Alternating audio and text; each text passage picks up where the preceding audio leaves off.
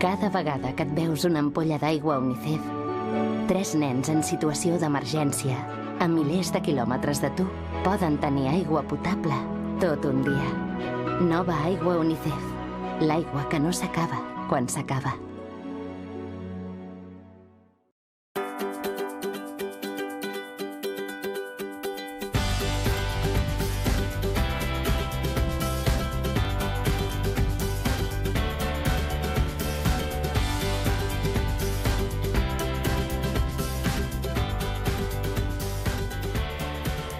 La nostra convidada d'avui diu: no cal fer dogmes de fe.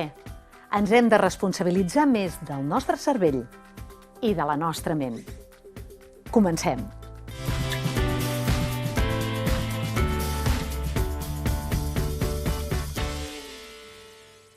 Benvinguts al Viure des de l'Essència. Conèixer el nostre cervell pot ajudar-nos a canviar els pensaments, les actituds i fins i tot el nostre comportament. Avui tenim el plaer que ens acompanyi la doctora Rosa Casafont, llicenciada en Medicina i Cirurgia per la Universitat Autònoma de Barcelona i màster en Salut Laboral i Neurociència per la Universitat de Barcelona. Ha publicat 2 llibres en els quals ens dona moltíssima informació al respecte i amb un enfoc molt pràctic: Viaje a tu cerebro i Viaje a tu cerebro emocional. Doctora Rosa Casafont, benvinguda al Viure. Moltes gràcies i ben trobada. Estem molt contents que avui estigui aquí amb nosaltres. Sé que té moltíssima informació molt interessant i moltíssimes eines per als telespectadors del programa. Bé, esperem que sigui així i que s'aprofiti al màxim aquesta trobada que farem. Segur que sí. De fet, el cervell és complex, no? Dirigeix el nostre cos a una gran influència, és l'origen, el rector per excel·lència, però en canvi un gran desconegut per molts de nosaltres. Sí, és que no ens ho han ensenyat. Llavors, és una gran oportunitat el que nosaltres partim d'aquest autoconeixement per poder dirigir la nostra vida. I això és fonamental. Hauríem de començar per l'escola. Com que no ha estat així en èpoques passades, doncs ens hi haurem de posar. Que bé que som uns privilegiats que sigui ara. Sí, sí, sí. De fet, parla de la gran plasticitat del cervell. Sí. Tenim capacitat plàstica. Què vol dir això, Glòria? Vol dir, per cert, ens parlem de tu? Fantàstic, ens totegem. Gràcies. Tenim capacitat plàstica cerebral. Què vol dir això? Que si les nostres neurones canvien poc, els circuits que creen entre elles canvien amb cada experiència. Això què vol dir? Que viure tota experiència ens canvia. Som éssers transformables amb cada experiència. Ara bé, si tenim un entorn desfavorable, aquesta transformació pot ser que sigui reactiva a aquest entorn desfavorable. I això no ens convé. Ens convé saber com dirigir la construcció d'aquestes xarxes que són plàstiques, no? I les de pensaments, les de sentiments i les de comportament ho són. De fet, allò que jo sóc així i no puc canviar ja no serveix. No, això no és cert. Canviem cada dia. Ha escrit 2 llibres, que els tenim, el Viaje a tu cerebro i Viaje al teu cervell emocional, el teu cervell, un gran èxit. Viaje a tu cerebro es va publicar l'any 2012, anem per la 4a edició. Anem per la 4a edició i aquest any sortirà també en català, perquè el seu llibre gruixut, tècnic, però també assequible al públic en general. Primer van voler fer-lo en castellà i ara s'han convençut. I Viatge al teu cervell emocional està publicat des de novembre de 2014 i ja ha sortit en català i castellà. I el castellà, en un sol mes ja vam arribar a segona edició. O sigui que molt bé, molt bé. De fet, estem bastant, moltes vegades posicionats amb el fet que ens pensem que la genètica va per davant de les creences, no? És que la genètica, és que la família, és que el pare ja era així, és normal que els fills també tingui aquesta manera de fer. Què va passar? Vostè què creu que va al davant de què? Les creences o la genètica? Vostè no. Tu què creus? Tu, Rosa, què creus? Mira, és molt interessant aquest tema, perquè el fet de que el pare era així i el fill ha de ser d'aquesta manera, és cert que això ja determina una actitud que facilita això. La genètica ens determina, en part, però l'entorn fa modificacions epigenètiques.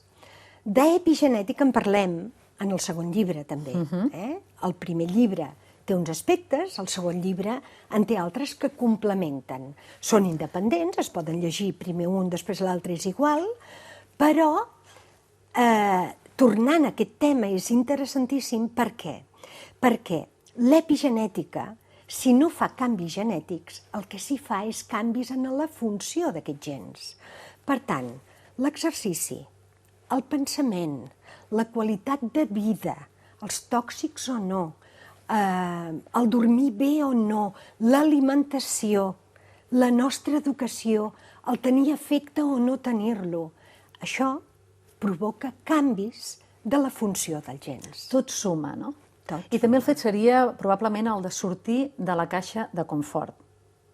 Que moltes vegades estem dins d'un moble, ens costa sortir, perquè clar, com que estic amb aquestes creences, amb aquests hàbits, canviar, i de fet la vida és un constant canvi. Constantment que hi ha canvis. Viaje a tu cerebro ens convida, ens dona la mà a que aquest canvi pugui ser d'una manera, acompanyar el canvi. No és que Viaje a tu cerebro ens ajudi a canviar, sinó que ens està acompanyant en aquest canvi que és inevitable, no? A la pròpia existència. Fixa't, és molt interessant com ho dius, perquè el canvi l'hem de voler dirigir. D'acord? Canviem sempre, però si canviem d'una forma reactiva, pot ser negativa. Llavors, per dirigir el canvi hem de partir d'un autoconeixement. Això és fonamental. És com el pensament. Primer l'hem d'identificar, acceptar-lo i podrem canviar-lo si fem això. La persona també, si s'autoconeix, i cada dia ens coneixem una miqueta, perquè com que som transformables, no s'acaba mai, això és un procés. Per tant, autoidentificar moltes de les nostres estructures que intervenen en el nostre viure diari, entendre el per què fem les coses i com les podríem fer de forma diferent per obtenir-ne un resultat més saludable, això és fonamental. Però com ho podem fer?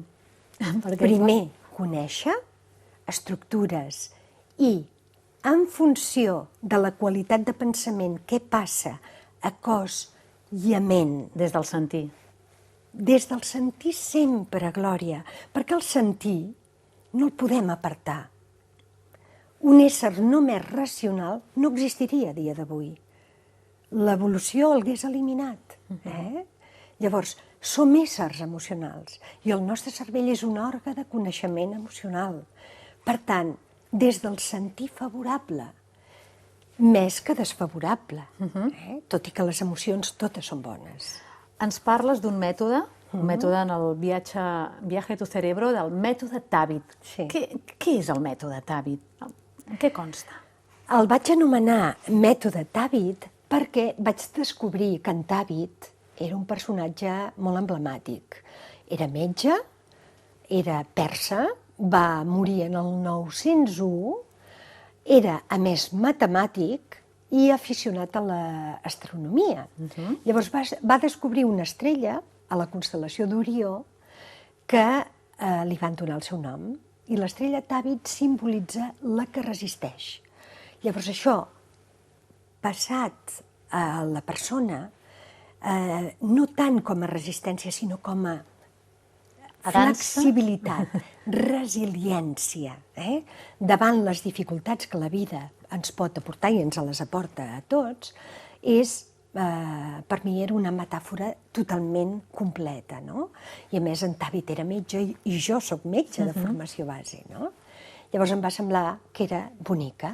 Quines eines són les que més els teus pacients, les persones que venen als teus treballs, a les teves conferències, es nodreixen més? Mira, al primer llibre parlem d'eines dels tres àmbits de la vivència. Pensar, sentir i comportar-nos. Perquè són tres camps bidireccionals. influenciables de forma bidireccional. Per tant, tenim eines de tots tres cabassos perquè puguem treballar amb coherència entre pensar, sentir i comportar-nos. Al segon llibre parlem d'eines que canvien la nostra revolució, perquè l'estrès mantingut ens fa mal, i per tant són eines molt pràctiques que canvien ràpidament la química del nostre organisme i avui en podríem explicar un parell. Ja m'estàs encuriosint. Molt bé, d'això es tracta. I també d'estímuls de vitalitat emocional, que no tindrem temps de dir tantes coses, però bé, poder un altre dia. Jo quines triaria, poder? Comencem per eines ràpides, que són les del calaixet de sentiment. I per què? Perquè toquen l'emoció. Sentir és emoció més raó. Això és sentir. Llavors, aquestes eines toquen del sentiment l'àmbit emocional. Per tant, en 15 segons canviem química. Anem a imaginar que aquestes eines de l'àmbit de sentiment la lligarem amb una de l'àmbit de pensament. I les lligarem totes dues. Sentiment i pensament. Sí. I ara anem a imaginar, i tots els oients també poden imaginar, i sobretot, si tanquéssim els ulls, encara ho faríem més bé, si nosaltres entréssim a visualitzar una cosa que no volem a la nostra vida, alguna cosa que la voldríem apartar i que la veiem com a possible, què passaria en el nostre cos? Perquè cos i ment constantment es comuniquen. Per tant, si nosaltres li donem aquesta informació a través del pensament, el cos reacciona d'immediat. Què faria el cos? Assecaria la boca, perquè ja hi ha un estímul del sistema nerviós autònom, de rebuig. Asseca la boca, enganxa la llengua al paladar i tensa la musculatura. Fins i tot la cara, l'encongiríem. Estaríem senyuts. Llavors, què hem de fer? Al contrari. Per tant, com ho farem? Estirarem el nostre cos? Alhora que estem pensant i visualitzant aquesta situació. No, després. O sigui, quan nosaltres visualitzem aquesta situació, el cos reacciona. Primer ho explico. El cos reacciona tensant, enganxant la llengua al paladar, serrant les dents i eixugant la boca. Això és estímul de sistema simpàtic. Què faríem per contrarrestar? Baixar la llengua a la base de la boca. Però fixeu-vos, això són les dentetes de baix. La llengua la tindríem a dalt estant nerviosos. Doncs baixaríem la llengua en aquesta posició. No en aquesta, pujant el cos mig. No, en aquesta posició. Perquè això sigui possible, perquè hi ha molta gent que diu no m'hi cap. Doncs perquè això sigui possible, si l'enredarim cap a coll i la deixem caure i obrim una miqueta els llavis, ja hi és. Com si fos una catifa. A partir d'aquest moment, el cervell ja ha detectat que ha d'estimular el parasimpàtic en comptes del simpàtic. I què fa? Contrarresta el sistema i ens relaxem. Això afegit a respirar suaument pel nas i posició corporal és ideal en 15 segons per contrarrestar l'estrès. Què hem fet? Hem combinat 3 eines ràpides: respiració, posició, salivació, junt amb canvi d'atenció, deixo de mirar el que no vull per mirar allò que vull. I què vull? Relaxar-me. No tensar-me, relaxar-me. A partir d'aquí, les coses... Per tant, hem tocat 4 eines. Ara bé, això s'ha de practicar, perquè si no, no surt. Ser regular, perquè el cos actua per aquest automatisme. Clar. De forma automàtica, ja. De forma automàtica per salvar la supervivència. Però li donem una mala informació a través del pensament i ens pensem que tot és greu. I tot no és greu, ho fem greu. Gràcies per l'eina, doctora Casafont. De res. Però realment podem arribar a conèixer-nos? Penses? Sí, jo crec que sí. Cada dia canviem. Cada dia amb tota experiència.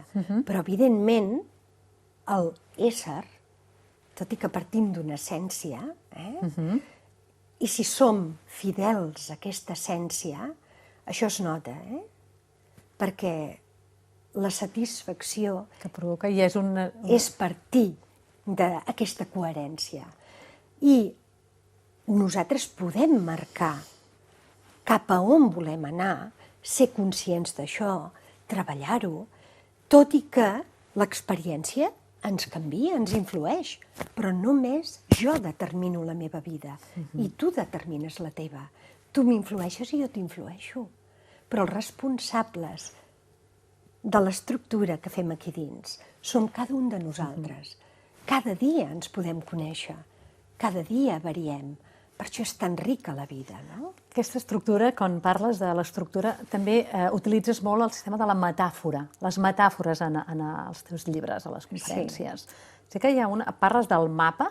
Ens podries fer una petita visió d'aquesta metàfora del mapa, de l'arrel, de l'arbre? Fixa't, el mapa mental és una eina creativa que ja s'utilitza molt en escoles, en empreses.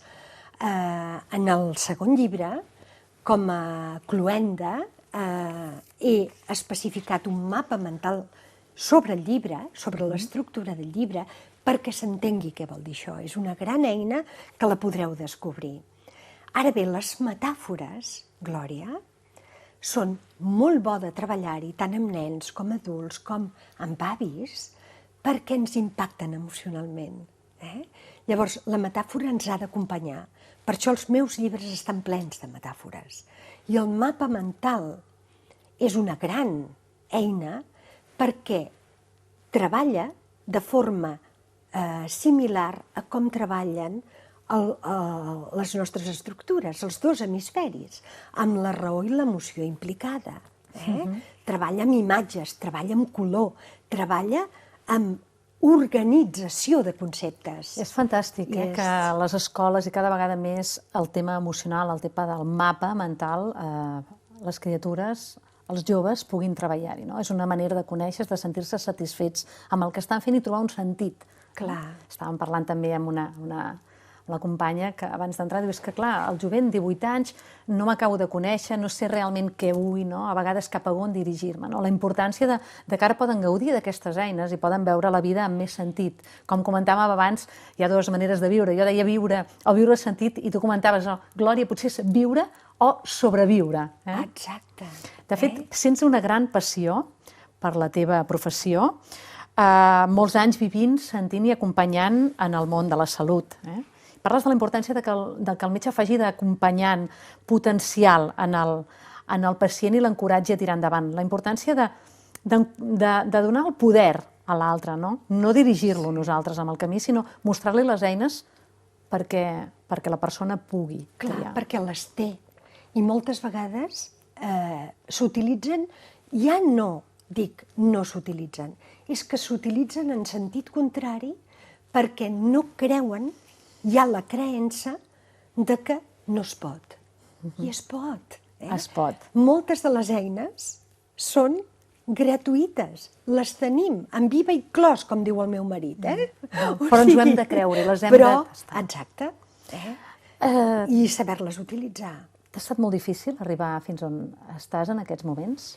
Jo crec que no. Jo crec que és un procés de vida i com que és il·lusionant, jo sempre dic que sóc com una esponja. Des de petita, una de les coses que em motiva més és aprendre i conèixer.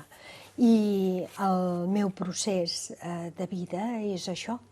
Per tant, home, com tothom, hi ha moments... A vegades sí, perquè la vida a vegades és com una nòria, no? Pots estar a dalt, veient la vida sent observador, o a vegades et pots sentir a baix, petit, i que sembla que no puguis veure la llum per sortir. Davant d'aquesta situació, a què t'has aferrat? Fixa't, l'eina de pensament que hem dit és per utilitzar davant d'aquesta situació. No observem mai allò que no volem quan estem aquí baix. Hem de buscar què volem i com viabilitzar-ho. Llavors sortirem ràpidament, pujarem.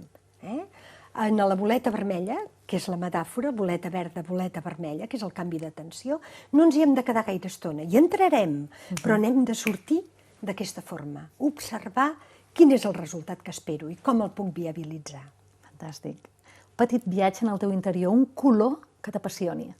El verd. I un llibre, Rosa? Home, podríem dir dos? Dos, d'acord. Dos. Una mirada. La dels nens, la dels avis. Han de ser dues. Una olor? La del bosc acabat de ploure. Un tacte. La de l'oratge, la brisa suau quan toca la pell. Com definiries la paraula vida?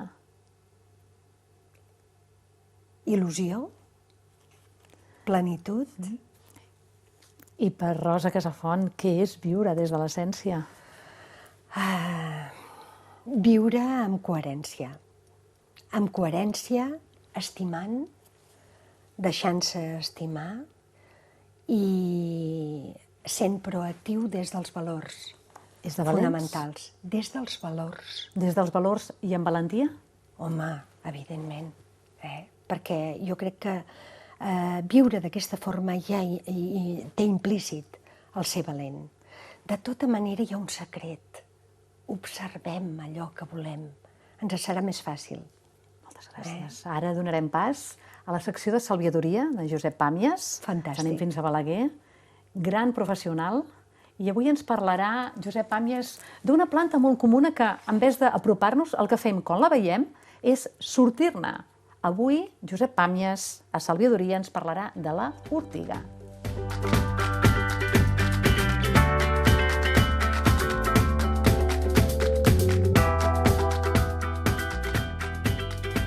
Que curiós, perquè avui anem a cercar una planta que el que fem normalment és fugir-ne, l'ortiga. O sigui, tots veiem una ortiga i marxem, cuidado, cuidado, que ens pica.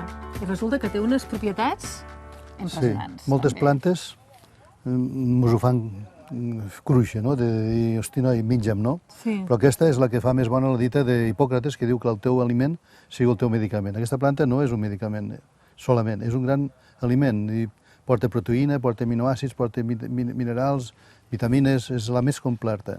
Fins i tot els militars, quan estan en pràctiques durant un mes sense menjar per a vèncer l'enemic, per amagar de l'enemic, això saben que si tenen ortiga no els cal proteïna, no els cal res més. Se pot menjar tots els dies del mes i no et provocarà danys a dintre del teu organisme, sinó tot el contrari. Et canvia la sang d'una forma perfecta, te la renova, te la remineralitza, te dona proteïna, te dona ferro, per això va bé per les anèmies, no? I en general va bé pel càncer, va bé, és diurètica. És una planta que també, com l'altre dia vam parlar del dent de lleó, és de les més fantàstiques que tenim. El que passa que al picar ens espanta i no l'utilitzem, però crec que s'hauria de ser la verdura més utilitzada perquè tota Espanya, tota Catalunya i a moltes zones continentals n'està ple, no? En canvi l'espreciem. Estem davant de la planta, podem dir, més remineralitzant que tenim. Sí. És curiós, l'ortiga. I gens tòxica, i en podem fer verdura, en podem fer truites, en podem fer sopa. És extraordinària. Per tant, aquesta que no ens tingui por, perquè pica si l'agafem amb por, o si no l'agafem amb por... Jo no sé si l'agafaré avui, la planta, Perquè què hem de fer davant d'una picada, Josep, d'ortiga? Si tu vas així, te pica. Si vas així, no pica? No, tira, sense por. Val. Però si vas al revés, sí, aquests pelets estan... Ja no ho faré al revés, doncs. Bueno, si pica, aloe vera, sempre viva... aquestes coses. Però si tens un dolor en un lloc, un ginoll d'arrel... És que ara m'estava picant a baix. Bueno, ja te passarà de seguida. Tu llavors t'assotes però sense el pantaló, Allò provoca que activa la circulació i tot l'àcid úric se'n va pels torrents sanguinis cap al ronyó i s'elimina. Per tant, hem de calentar sempre un punt per no tindre problemes d'àcid úric amb una articulació.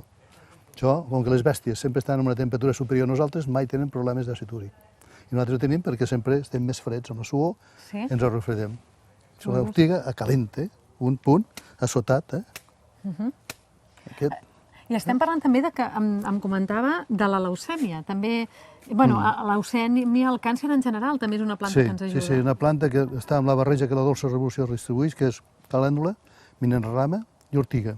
Les tres juntes són extraordinàries per remineralitzar, per desinflamar, per regenerar cèl·lules tocades del càncer, i està donant resultats espectaculars. Quanta estona ha de bullir l'ortiga? Si és en verda, 2 o 3 minutets o 4. Si és en sec, és infusió, un té normal, l'escaldar i prou. Anem a fer la infusió?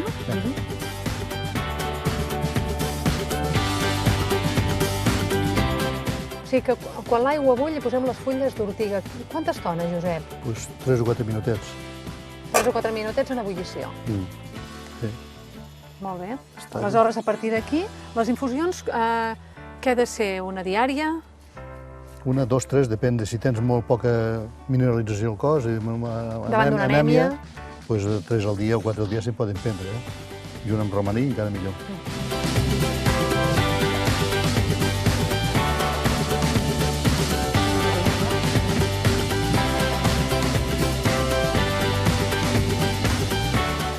Doncs molt bé, avui acabarem la secció prenent la nostra infusió d'ortigues. Avui se'n remineralitza. Avui ens remineralitzarem.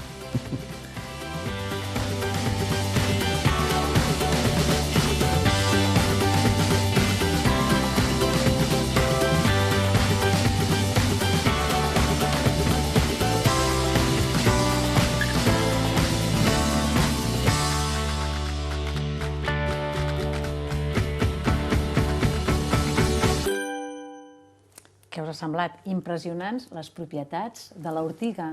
Amb Josep Pàmies cada dia en sabem més i més. Què et sembla, Rosa? Em sembla fantàstic. No m'ho hagués pensat mai que tenia tantes propietats l'ortiga. Truita d'ortigues? Sí, ho haurem de provar, això. Moltíssimes gràcies per haver-nos acompanyat avui. Gràcies a tu, a vosaltres. Ha estat un plaer i felicitats pel programa. Moltes gràcies i moltíssima sort amb tota la projecció. Gràcies. Per acompanyar a tantes persones a anar trobant el seu camí des d'ells mateixos. Gràcies, és un plaer fer-ho, Gràcies. Adéu-siau. I a vosaltres, estimats telespectadors, si em permets, Rosa, m'agradaria finalitzar el programa amb unes paraules d'una noia, una persona que va estar fent curs amb tu i que realment parlava de com es va sentir, i són unes paraules molt boniques que diuen així: un camí entre els esbarzers, si no et fa mandra caminar, ni por esgarrinxar-te. Una escletxa enmig del mur, sempre que estiguis disposat a agafar les eines per eixamplar-la. Un raig de sol entre els núvols, si no tanques els ulls. Moltes gràcies i fins la propera setmana. Moltes gràcies, Gràcies.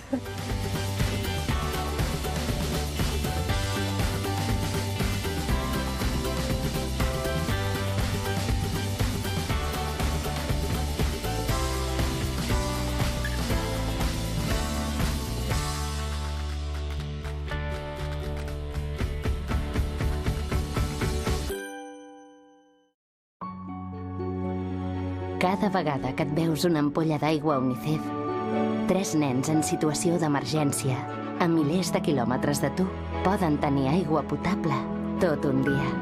Nova aigua Unicef. L'aigua que no s'acaba quan s'acaba.